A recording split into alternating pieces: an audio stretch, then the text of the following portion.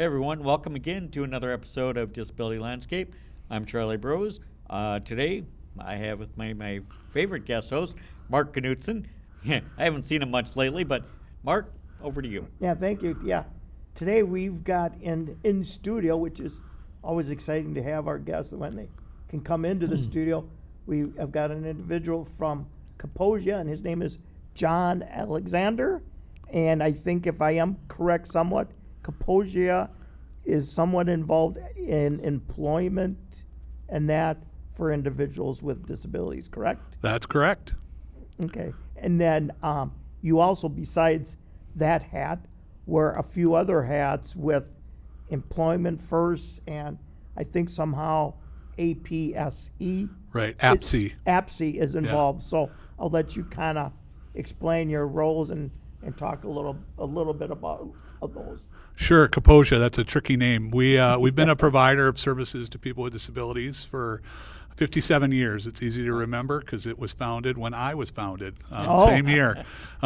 We started back in the 60s when a lot of providers did just something. Parents got together and said, we don't want to send our kids to institutions, and we want something else for them. So they started a program through the neighborhood house in St. Paul, which is real near the Kaposia Park, and there was originally a Kaposia village near there. It was a Native American village, and that's where they got the name, which we translate to mean fleet of foot or one step ahead.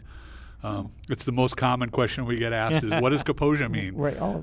And over time, through our history, we really tried to stay one step ahead. We back in those days, day programs didn't operate employment programs. You had to leave the day program and go to a sheltered workshop to build up your skills. That was the idea, to then get a competitive job, right? Okay. And so Kaposia decided to add employment as a service in the 70s.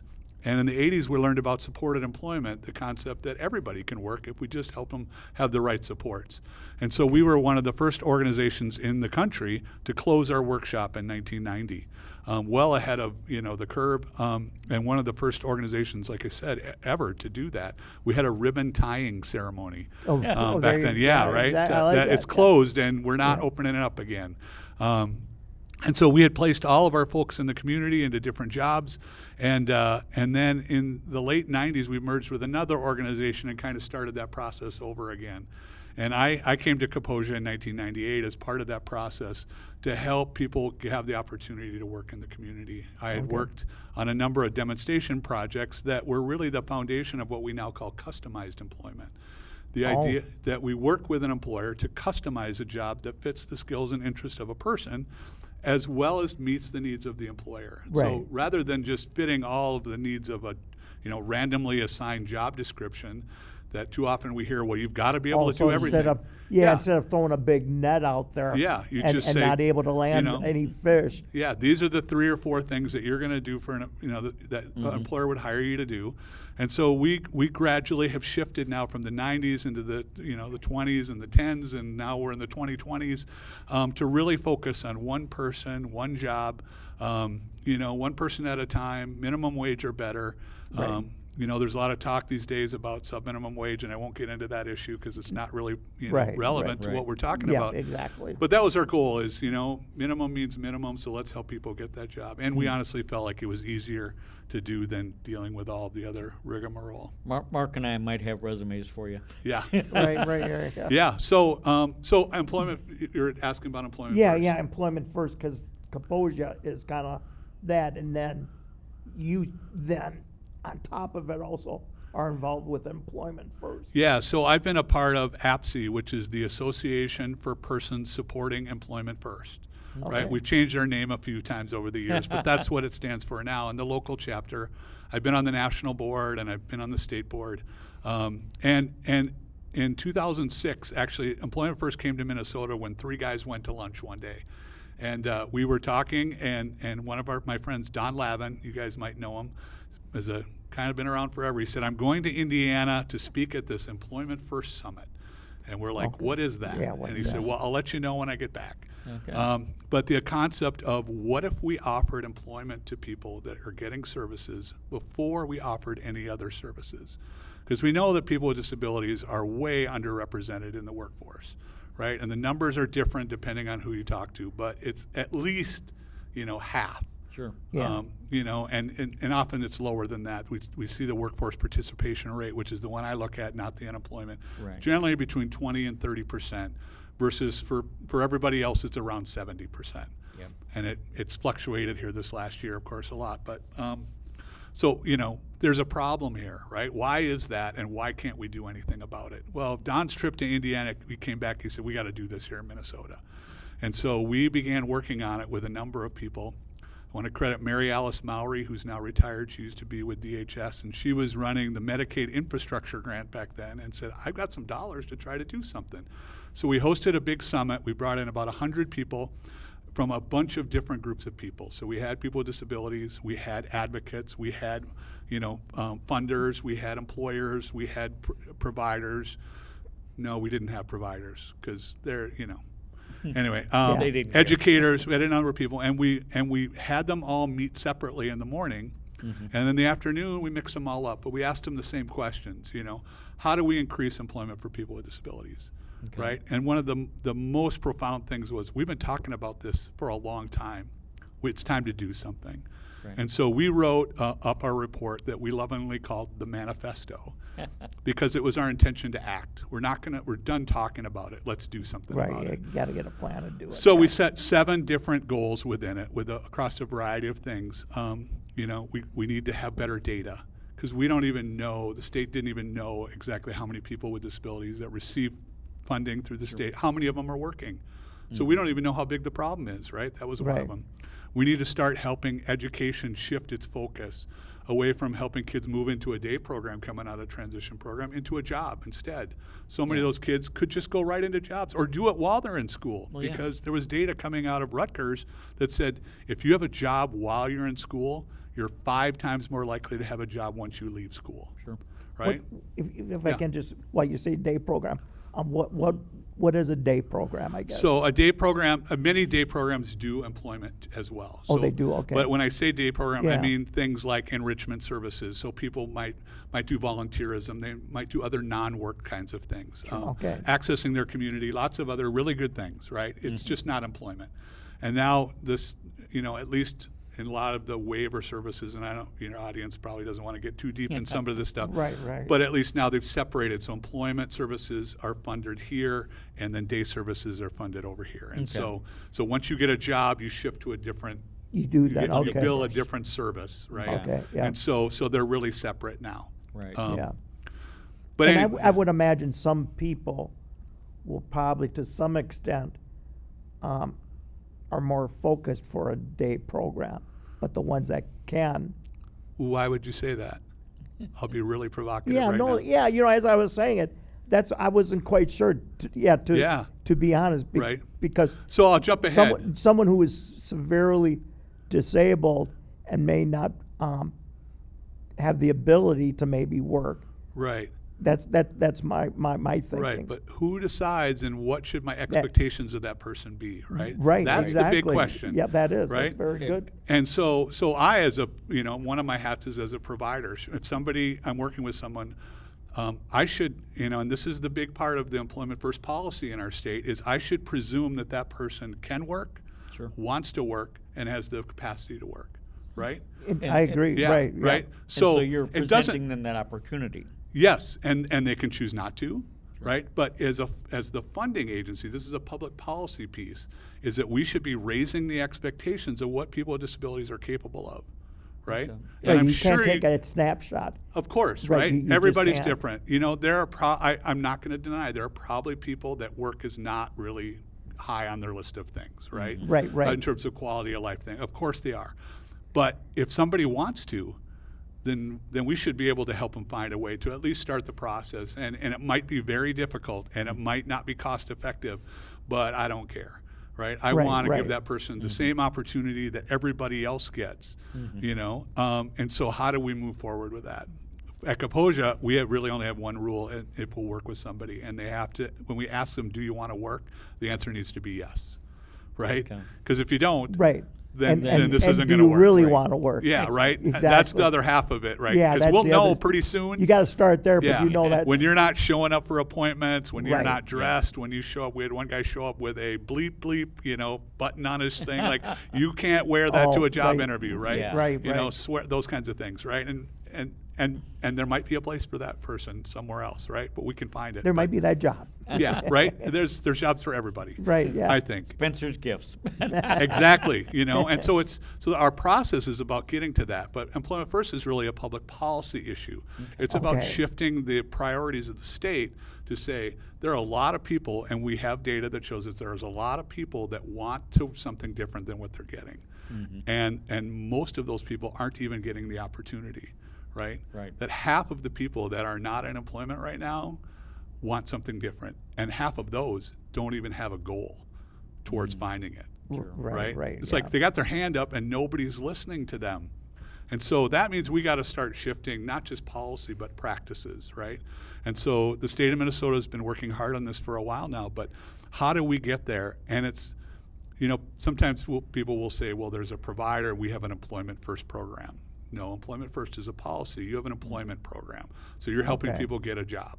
Right. Right? You're providing those services on the front end, on the back end, whatever the person needs, whatever level of support they need, that's what that is. But Employment First is really the policy part of it that allows the state to start to shift resources where people need them. And I don't want to take anything away from anybody, but as the person moves from one service over to another, those dollars should go with them. And in fact, right. if we really want to increase employment, we should prime the pump. The state should put some extra dollars in there to try to, prioritize and incentivize that, because, for most of us, the second question we answer is, what do we do for a living, right? Yeah, And so many people with disabilities don't have an answer to that question. And it's such a critical piece. And I've seen it, I've been doing this job in every level of this job throughout my whole career since I was 18 years old.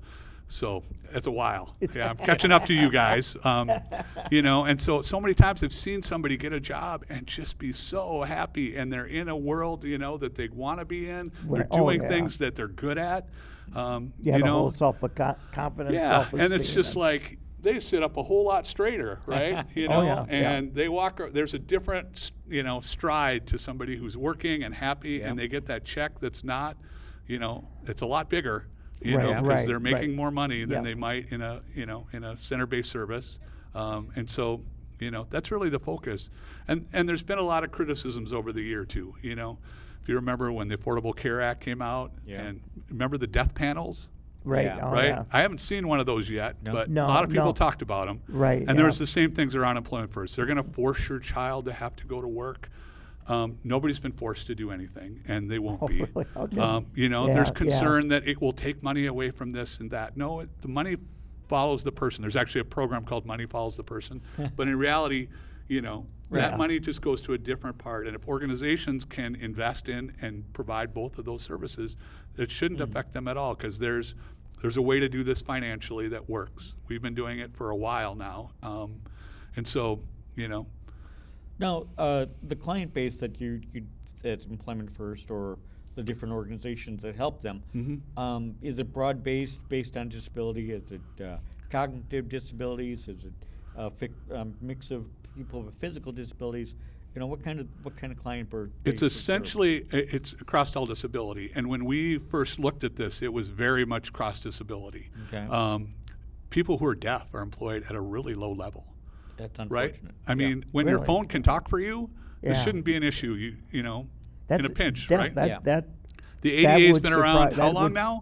that I mean, surprises yeah, me. people with physical you guys have both lived through this, Yeah, how yeah. hard it is just sometimes to get into a building, Right. And the guys that were here, playing music, talked Yeah. about being able to get onto a stage. Right. Oh, yeah. So it's pretty much across the board. And then we talk about people, with mental health disabilities. Yeah. I have a son with a mental health disability, right? And I can remember when he wanted to go away to college, his therapist is like, he can't go. This is too dangerous. It's too, he's too vulnerable, whatever. Well, 4 years later, he graduated from St. Cloud State.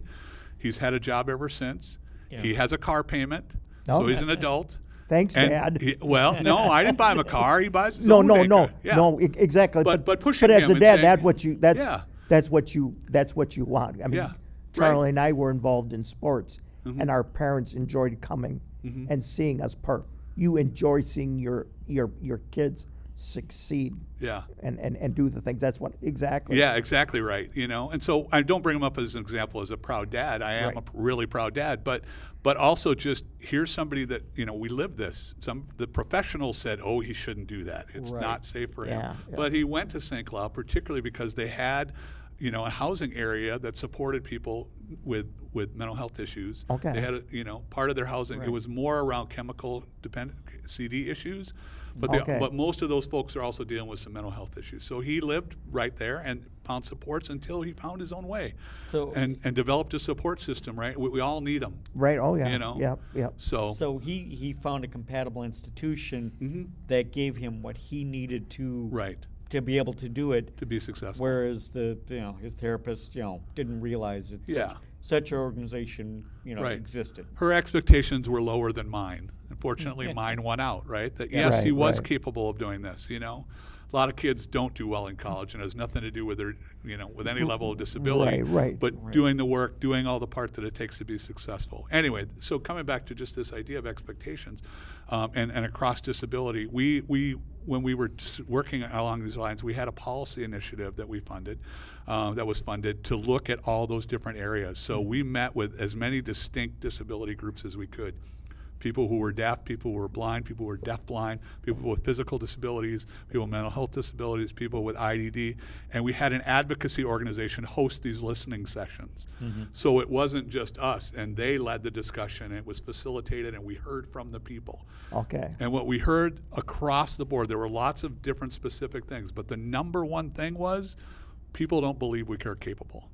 The expectations are so low of us, right? And so when we wrote the Employment First policy, the first sentence in that is that we need to raise the expectations of people with disabilities, right? It's about raising expectations. Yeah, exactly. The rest of it, you can argue with me all day long, but that's what it's about. It's about raising expectations that all people, because we're not going to leave anybody out. Right. There might be somebody that doesn't want that maybe it's not.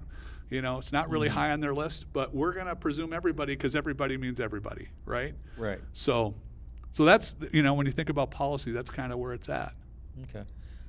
So then, because with Kaposia, there's you're not the only ones that are involved with it. Because Employment First, APSI, they're kind of like an umbrella organization. So there's other companies like yours that do those.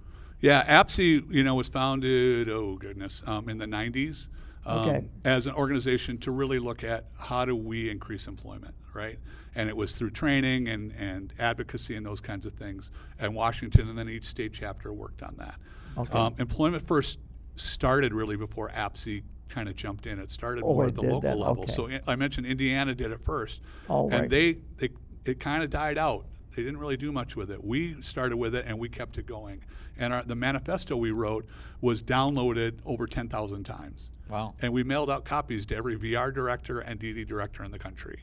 So VR director being vocational rehabilitation, I'm sorry. And That's developmental disabilities is that one unit in most state governments that look specifically at there. Because I think it's primarily people with developmental disabilities that don't look at employment. For most other disabilities, it's employment or nothing. Right, exactly. So if we don't think you can work, then we're not going to offer you anything. But right, because we spoke to an individual working with MDI. I'm sure you're probably familiar with them. We saw, a lot of gainfully employed, very happy individuals that were having, a great time and had great jobs. And I think that's part of the Employment First, initiative as well, I believe. Yeah, and I know MDI pays everyone above minimum wage, and they've worked very hard, and they have a lot of great contracts for people. Our focus isn't, they bring people to their big building where they work on the different contracts, that kind of thing. At Kaposia, our focus is finding people a job within a company. Sure. So we don't create work or take on contracts. It's about placing somebody. I don't like to use the word place, but finding a job. Well, you're like in a placement kind of, service, but it's really more customized than that. Right, I was going to say more customized and intent to get those, because you just can't throw them out there. You have to Yeah. You have to fit that piece of the Yeah. puzzle. Well, I heard a into it. speaker once talk about, okay, so he had a nice graph. So on the horizontal plane was the level of support that somebody might need.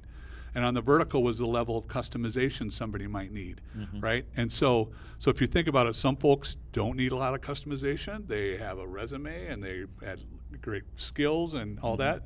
They might not need a lot of support, or they might, right? So they can find a job that they can just go apply for, send in a resume or whatever. Other folks, not so much. So they might need more customization. Sure. But once they get on their job, honestly, they do their job every day. And for us, we check in a couple times a month just to make sure everything's going okay.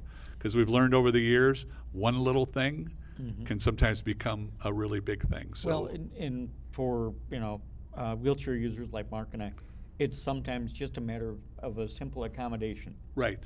Very simple sometimes. Pencil, Yeah. or a couple of blocks to lift up a desk Well, or lower a desk, Yep. I mean, Exactly. Yeah. mentioned this as an example before. I was working and they were sending me for some computer training. Everyone else went to California. And it was my turn. My boss said, okay, we're going to send you to Chicago. And I'm like, what did I do wrong here? Right. But as I got talking with him, he says, Mark, you'll take your car and drive to Chicago. Everyone else flew to California. I put two and two together. He didn't understand you can get rental cars with hand controls. Right. And when I was reading in between the lines, I said, Ernie, do you know I can rent a Yeah. Avis, the big boys. They have cars you rent and you just tell them hand Yeah. controls. I can get a car with hand controls. Oh, you can? I go, yeah. He goes, okay, where do you want to go? California. So, Yeah. but it is just Right. bringing up that. Yeah. Understanding, making education, them, right. Right. Educating people. Everybody, all this stuff is all part of it, and each individual is different, so it's helping each employer learn about their new employee. Right, So a yeah. big Right. part of our process is helping that relationship build. Okay. Right? It's like I always say, it's like when you go on vacation somewhere, you can be halfway around the world and see somebody. I was in Scotland. I took my dad there for his birthday, and I look over and I see this kid wearing a Centennial High School cross country. Oh, wow. Right? And they they're just north of where we live. My kid ran for Moundsview. Okay. And it was like, we're in a castle in Scotland. Like, you're from Lina Lakes? I'm like, I'm Yeah. from Shoreview, Yeah, yeah. And you immediately have a connection that you wouldn't yeah. have anywhere else, right? Yeah. But it's building that. When you find that people have the same interests, they start talking about stuff, and you're all done. Oh, right, You know? right. Yep. Yeah. We, I have a great story. We had a young man who really loved music. He really wanted to be a part of it, and he wanted to be a rock star, right? And so we were looking at what are the opportunities he might be able to play, or do different things. Yeah, and yeah. and we took him to their actual schools of rock, not just the movie. So he Okay. went for an informational interview, and the owner, is talking with him. She says, "Well, get up there and let me see what you can do on the guitar." So he goes up there, and our staff is freaking out, right? What if he breaks it? What happens? She's all worried, and, Right, and right. the owner's like, "It's fine. We have a million guitars around here." So he gets up, starts playing, whatever. She's like, "Oh, that's great." And she said, where I used to work, they used to have somebody before the shows that would be out front, dressed up, and this guy had tons of like costumes, as particularly Elvis, to Yeah. kind of help people come in, and our staff's going, "Where is that?" She goes, "No, I think I want to hire him here to do this," right? Okay. So she did. She hired him, and when they would have shows, he would come in and he would have his whatever costume and would be playing out front and Just kind of a warm-up, Yeah, yeah. getting people in Okay. the building. That's not a job you advertise for. No. You don't find it in No. the WAD ads, right? No. This is a job that was created for this guy. Right. And I always say, we helped somebody become a rock star, Right. because we did. And you You got know. the foot in the door. Yeah, right? That doesn't happen when you consider what the level of this person's disability was. He might fall in that category of we don't think he can work. But guess Okay. what? He did, and he literally and figuratively became a rock star. Right, right. Yeah, because So- they've got that specific skill, and that's what you focus them Yeah. on. So So, it's been great talking to you. Yeah. Is there a website where people can go to or somewhere they can find more information about ASPE and Employment First? Yeah, it's just Minnesota APSE, MNAPSE, all one word, Okay. .org. .org. If you just Google MN APSE, APSE, you'll find us. And there's a lot of information there, and And honestly, if you just Google employment first, you can find a lot of information about it. Yeah. Great. John, thank you for being with us Thanks today. for having me. I'm Charlie Brose. He's Mark Knutson.